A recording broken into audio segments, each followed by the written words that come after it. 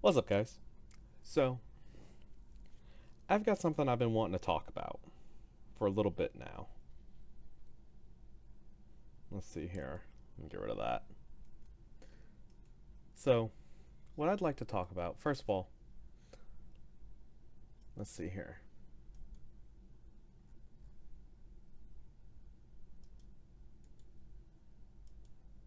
Oh, cool. It won't even let me load it. That's hilarious. I'm going to pull it up on SteamDB. Technically, these numbers are not 100% accurate, but it's the best that we've got to go off of. This game came out recently. Ship of Heroes. Came out very recently. Look, see, September 22nd, 2025. It released with this insane pricing model where the base game was $44.99, but you could only buy it for $15.99 or $59.99. Sorry, you could buy it for $59.99, and that will come with what was it? 1 month of the subscription free, so it's $15 a month, and it also gives you access to 2 years worth of the DLCs. Now, I'm not sure how much you're actually going to get out of those 2 years worth of DLC, because, like I said, this game came out 2 weeks ago. Yeah, 2 weeks ago, basically. And it had an all time peak of 100 players total. 100. And over the last like week or so, it hasn't gone over 15. Or no, it went up to 17. My bad, I misspoke. But yeah, they haven't cracked 20 in a while. They haven't cracked 20, I think, almost since like immediately after it came out. Like, yeah, see, there was a small spike at 24 the Sunday it came out, and then since then, it's been below 20. Their absolute peak, according to Steam charts, was 100 players. Now, just to put this in comparison a little bit, I've pulled up a couple other games. So here we have Final Fantasy 11, not Final Fantasy 14. You've heard a bunch of people talk about Final Fantasy 14, but no, Final Fantasy 11 came out, let's see here, 2002. Final Fantasy 11 came out 2002. And according to MMO populations, they have had 257,000 unique players log on today. That's not concurrent, that's just unique, right? World of Warcraft. People haven't stopped talking about World of Warcraft, dude. World of Warcraft release date? November 23rd, 2004. 6,375 unique players. SWTOR. This one gets brought up every now and then. It's certainly not like number one or anything at any given moment, but it's been pretty solid for decades.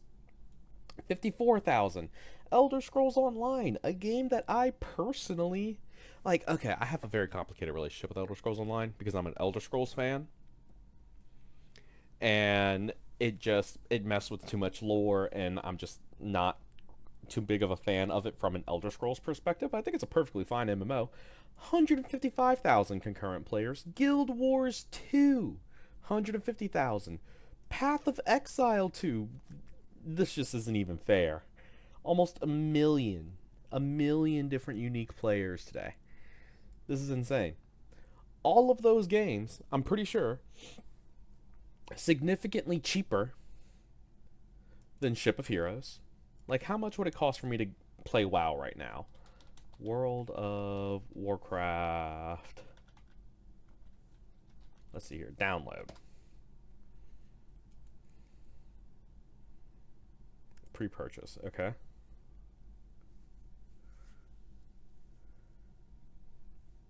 Okay, so it looks like that WoW is going to be around about the same price as Ship of Heroes, because I know it's also got a subscription. But I think it's $10 a month. I don't know. I got a buddy who's way into it. I've personally never been too big into MMOs, but yeah, World of Warcraft is probably around about the same price overall to get into, but You get quite possibly one of the best games that has ever been made in the history of gaming, at least from like a longevity perspective and just like an overall public interest perspective. People have not stopped playing this game. I have a friend who has played this game for 21 years. He got in, I think he told me he got in December 25th of 2004 because that was he got it for Christmas that year. And he has not stopped playing since. He said that he took one 4 month break once while he was in college and getting screwed over with exams, you know? But aside from that, consistent. Like, this game has captured people for 2 decades. Or Elder Scrolls Online. Elder Scrolls Online, let me show you how much it costs to get into Elder Scrolls Online right now. Elder Scrolls Online. It's normally 20 bucks. Maybe I should blur out my date of birth. There. Reminder to myself later, blur out your date of birth. Elder Scrolls Online, right? Normally it's $20. You could buy it right now for $5. No subscription. There is a subscription, but it's like a premium subscription. You don't actually need it to play. Like, and this game is gorgeous. Look at this. Beautiful. Absolutely beautiful. And I've played a fair chunk of this game, and I can say that, like, this is what the game looks like, you know? Like, obviously, these are, like, cinematic shots, specifically. But, like, aside from there being a lot more people, because it's an MMO, there's always going to be 1,000 people standing around doing nothing, you know? But, like, aside from that, this is what this game looks like. Now, our game in question today, Ship of Heroes. First of all, it's not quite a ripoff, but it's basically a ripoff of City of Heroes. They're just trying to make a better version of City of Heroes. But look at this. You could tell me that this game came out in 2008, and I'd fully believe you. I'd be 100% like, yep, that makes sense. This looks like 2008 graphics.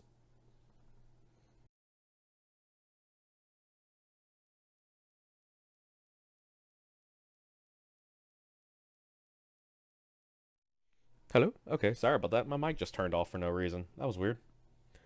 But yeah, this game just looks like trash. Now, here's here's one thing that I'll say is good about what's happening with this. Let's see here. Let me pull up Paint. Oh, I could go total pirate software and black it out and then just start drawing boxes.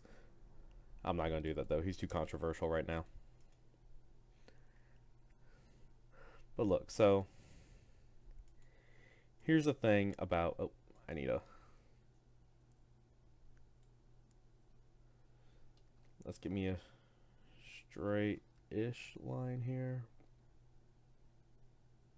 Boom.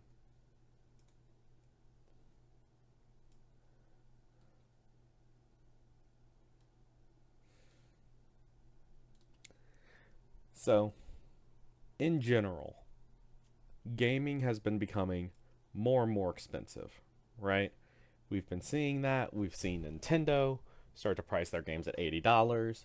We've been seeing subscriptions going up. Game Pass is going up in price right now, which I'm really quite upset about.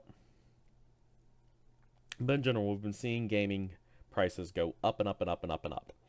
And developers are just continue to keep getting away with it. But here's the thing about Ship of Heroes. It's been in development for like a decade almost. Probably like, I know, at least 6 years. Before I just totally start talking out my butt.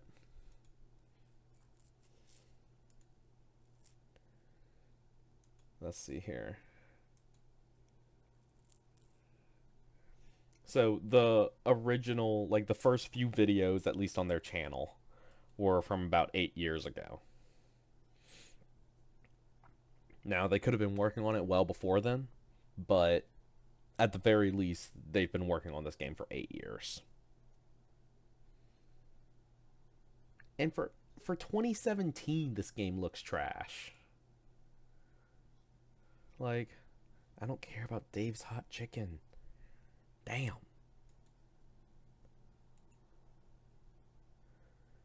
Like, this just doesn't look good. Like, what other games came out in 2017? 2017 Game of the Year. Breath of the Wild.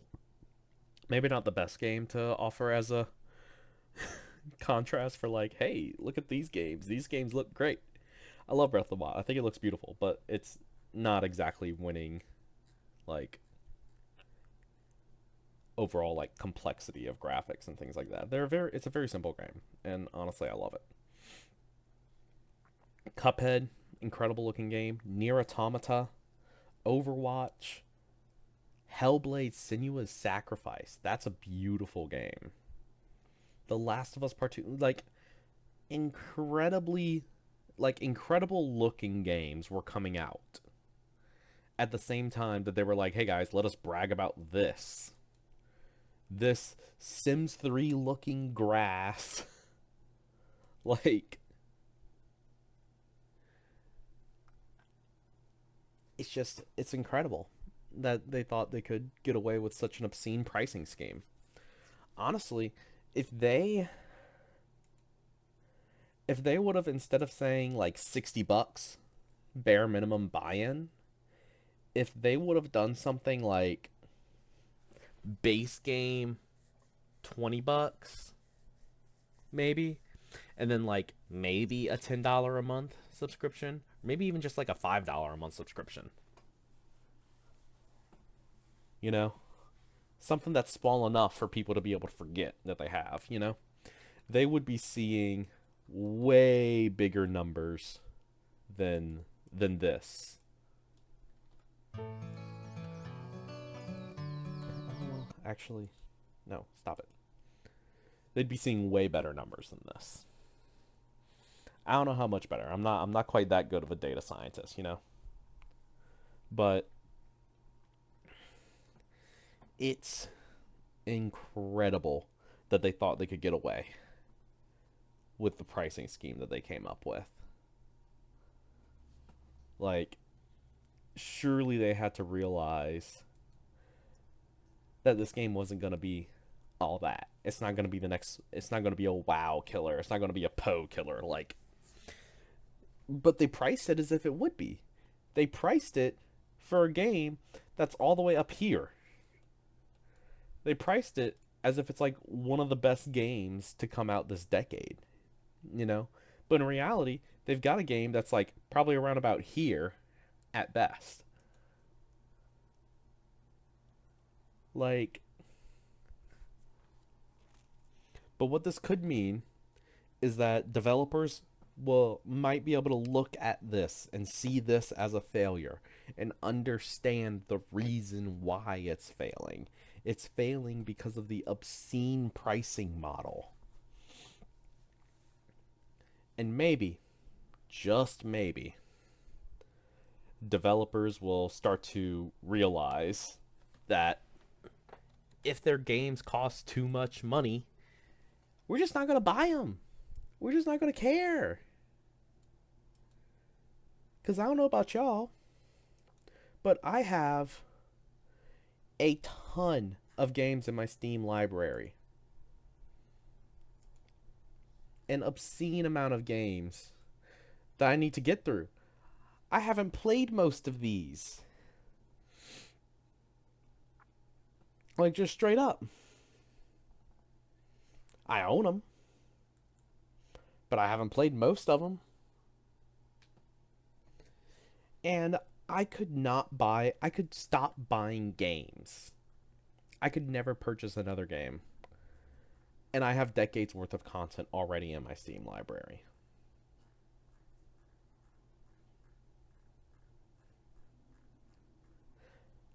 But yeah.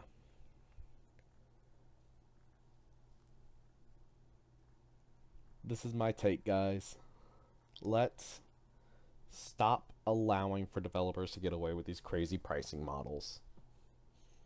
And let's just be content with the games that we have. And maybe eventually, with enough of that, they will start to realize, like, oh, wait, we lost them. You know?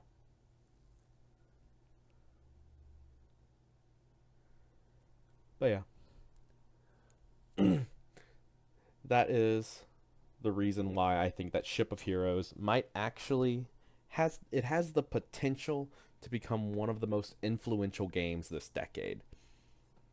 And that's nothing to do with what they intended for it to do. It has everything to do with them feeling that they could get away with an obscene price tag, and maybe, just maybe, other developers realize that they can't get away with it either. So, thank you for listening to my ramblings. This was a little different than my normal content. I enjoyed it though.